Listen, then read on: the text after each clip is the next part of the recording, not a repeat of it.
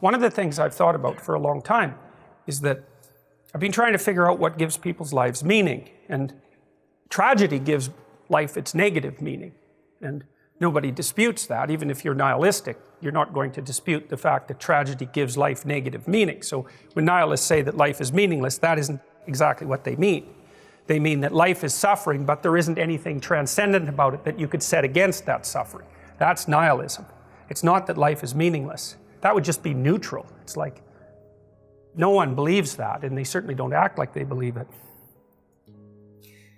In order to have any positive meaning in your life, you have to have identified a goal, and you have to be working towards it. And there is a technical reason for that. And the technical reason, as far as I can tell, is that the circuitry that produces the kind of positive emotion that people really like is only activated when you're proceeding towards a goal that you value. And so that means that if you don't have a goal that you value, you can't have any positive emotion. So technically that's the incentive reward system, and the underlying circuitry is dopaminergic, and when that circuitry is activated, then it's part of the exploratory circuit. It gives you the sense of being actively engaged in something worthwhile. You tend to think of positive emotion as something produced by reward, but there's two kinds of positive emotion. One is the reward that's associated with satiation, and that's consummatory reward, and that's the reward you get when you're hungry and you eat. But the thing about eating when you're hungry is that it destroys the framework within which you were operating, right? It's time to eat. Well, you eat, and then that framework's no longer relevant. So the consummatory reward eliminates the value framework. And then you're stuck with, well, what are you going to do next? And so the consummatory reward has with it its own problems, but the incentive reward is constantly what keeps you moving forward. And incentive reward, because it's dopaminergic, also is analgesic, literally analgesic. So if you're in pain, you take opiates, and that will cut the pain, but so will psychomotor stimulants like cocaine or amphetamines. And so it's literally the case that if you're engaged in something that's engaging and you're working towards a goal, that you're going to feel less pain. And you can see this happening with athletes who, they'll break their thumb or something, or maybe sometimes even their ankle, and they'll keep playing the game. Of course, afterwards they're suffering like mad, but the fact that they're so filled with goal-directed enthusiasm means that, well, the pain systems are in some sense shut off.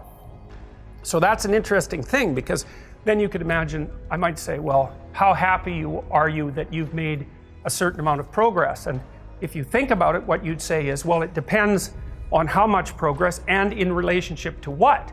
So hypothetically, you're going to be happier if you've made quite a bit of progress towards a really important goal. And then you have to think through what it means for a goal to be really important, because that's not obvious. Now, you could say, you're in this class and you're listening to some information, and maybe there's two reasons for that. You might find the information interesting per se, but let's forget about that for a minute.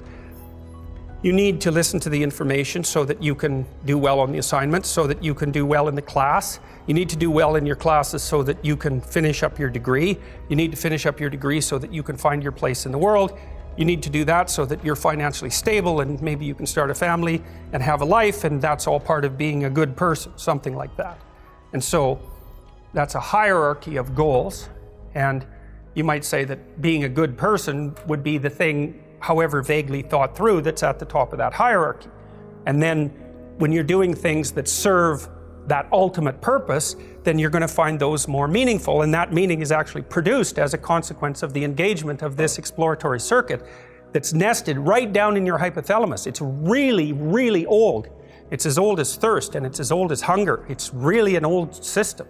And so you want to have that thing activated. I mean, at least from well, it isn't only from a hedonic point of view. It isn't a matter of being happy. It's the wrong way of thinking about it. It's much more complicated than that. The problem with the hedonic route, so the pursuit of pure happiness, let's say, is that what makes you happy in the next minute might not be something that will make you happy in the next hour. Well, you know that. There's this comic, what's his name? They called him King of the One-Liners. He talked about drinking wine. He said, don't you know that's going to cause a hangover? And he said, yeah, at the end, but the beginning and middle are excellent. And so that's really the problem with hedonism, right? Is that to pursue something that makes you happy in the immediate present risks sacrificing your, well, many things, but at least, let's say, your hedonism in the medium to long term. And of course, that is one of the major problems with drug use. And alcohol is a really good example of that, because whatever hedonic kick you might get from it that moment at night, you're going to pay for almost completely, or maybe even more so, because the next day you're much more jittery and anxious, and that's a direct consequence of withdrawing from the drug. So when you have a hangover, you're in alcohol withdrawal. So that's how fast you get, roughly speaking, addicted to it. And so if you take another drink when you're hungover, it'll cure it. But it's not a very useful cure, because all you do is push the inevitable hangover one more step into the future. And so part of the problem with the hedonic answer is happy when? Exactly, and over what period of time? And also, who's happy? Because maybe something makes you happy but makes your family miserable. Now, you could say, well, I don't care, but you do care if you have to live with your family, because they're going to take it out on you. So the impulsive hedonism, which is also fostered, say, by positive emotion, it tends to put people into a state of the pursuit of short-term hedonism. It's not a good medium to long-term solution. I actually think that's why people evolved conscientiousness, right? Because conscientiousness is not happy.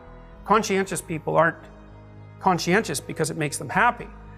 We're starting to think that they're conscientious because they actually feel terrible if they're just sitting around doing nothing. And so it's a way of staving off the stress that's related to enforced leisure, something like that. You know, if you know industrious people, some of you are industrious, some of you will have industrious parents. They just can't sit around and do nothing. They have to be working.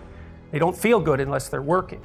So one thing about conscientiousness is that it involves continual sacrifice, right? You're doing difficult things in the present, hypothetically, to make the future better. But that's not driven by hedonism by any stretch of the imagination. And conscientiousness is actually a pretty good predictor of long-term life success in stable societies. Because there's also no point in being conscientious and saving things up and storing things if a bunch of thugs are going to just come in randomly and take it all away. So conscientiousness actually only works intelligently in societies that have some medium to long-term stability. You know, because you can get wiped out by hyperinflation too, because hyperinflation kills off the conscientious people.